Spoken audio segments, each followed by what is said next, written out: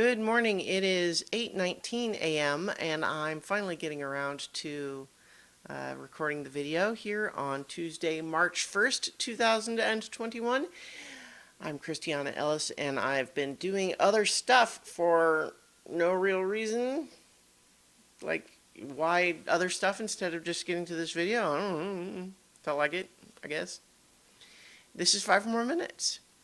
None of this stuff is of interest. It's just ordinary morning routine stuff. Just doing things out of order for whatever reason. Anyway, how are you? You can't answer me. You could answer in a comment, I guess. I stayed up a little bit too late last night. I feel like I kind of got into a good rhythm playing a bit more Elden Ring, where I kind of stopped trying to beat my head against the harder parts that I was trying to do, and I started exploring in some other areas, and I found out that there was actually quite a few areas that I could go in a different direction where I felt more level appropriate than some of the stuff I had been trying to do, and so that felt pretty good to make a little progress in that way, and I got a cool new sword. And yeah, so I don't know. I'm feeling a bit more positive on that game today. I also, though, I got caught up on the current episodes of a show called Severance on Apple TV Plus, which is very weird, but I am really digging it. It is super creepy.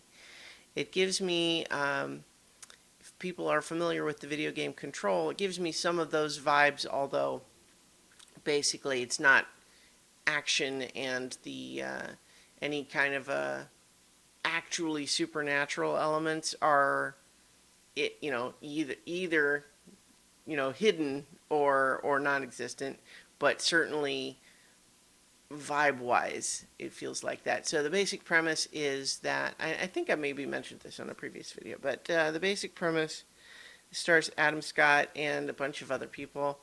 The basic premise is that there's this company where they have some very secret work that if you get hired to do that work, you have to agree to a surgical procedure where your memories of your life on the outside of work are made completely inaccessible to you while you are at work, and vice versa.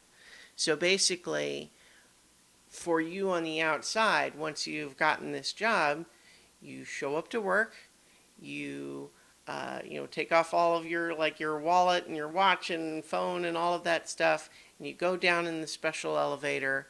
And then you are aware of yourself coming back up at in the elevator at the end of the day, unaware of anything that happened during the day at work. But by contrast, the you that's in work is you personality-wise, but you don't know anything about yourself. You have to be told your name. You don't know your family. You don't know what kind of place you live in or where you're from. And not only that, you sort of become aware as you have arrived down in the elevator. And then at the end of the day, which is a normal work hours day, you go up in the elevator to go home, except that you are then next aware as you have come back down in the elevator the next day. So for that version of yourself, you never leave work. Ever. You just sort of say, well, it's time to go up in the elevator and then feel slightly less tired when I'm, and yet you don't get to leave, and you can submit like a resignation, but it has to be approved by your outside self. And for that matter, you have no way of knowing, does it actually get sent to your outside self? And then they choose to keep you in there? Or is nobody seeing it at all? You don't know. You have to just trust yourself, I guess. And so there's some really creepy implications there that the show is very much interested in exploring, and I think it's very cool and creepy. And I also watched last night Belfast, which is one of the movies nominated for Best Picture. It also has Ciarán Hinds as Best Supporting Actor, Judi Dench as Best Supporting Actress, I believe Best Original Screenplay, Best Director Kenneth Branagh, and Best Sound. And it's pretty good. It's kind of not what I expected because I was aware that it was a story of a kid growing up during the conflict in Northern Ireland in the late 60s. And I kind of didn't know anything else about that. And I had the vague impression that it was maybe going to be really heavy. Like I hadn't seen a trailer for it or anything. And it's interesting because I guess maybe based just on my expectation, it felt a lot lighter. It seems like what it wants to convey is a feeling of being a kid in these troubled times where they're troubled and there's conflict and there's scary things, but it's also not like a post-apocalyptic wasteland.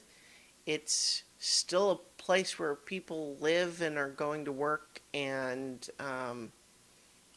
doing stuff, and he's goes to school, like, and so it's this constant contrast of finding the ways to have joy in your life even as all of these bad things are happening, and the experience of him being a kid where he can't really do anything about any of that stuff anyway, and his parents are trying to protect him, and he just wants to, do the ordinary school kid stuff. And it's interesting. It's sweet. It's mostly in black and white with occasional bits, just like little elements that are in color, kind of like Schindler's List did. Only I don't want to say less effective, just only in the sense that I kind of get what they're doing with the color, which is sort of like it's when he's experiencing stuff like sort of that expands his mind from the outside world, or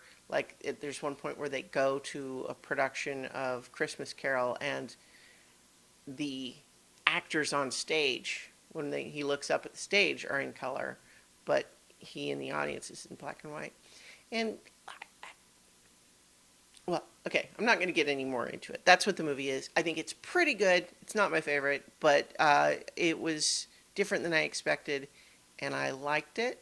Um, yeah, I think I might have to let it steep a little bit more, but that's that. In the meantime, I got to get to work, so I will talk to you all tomorrow for 5 more minutes.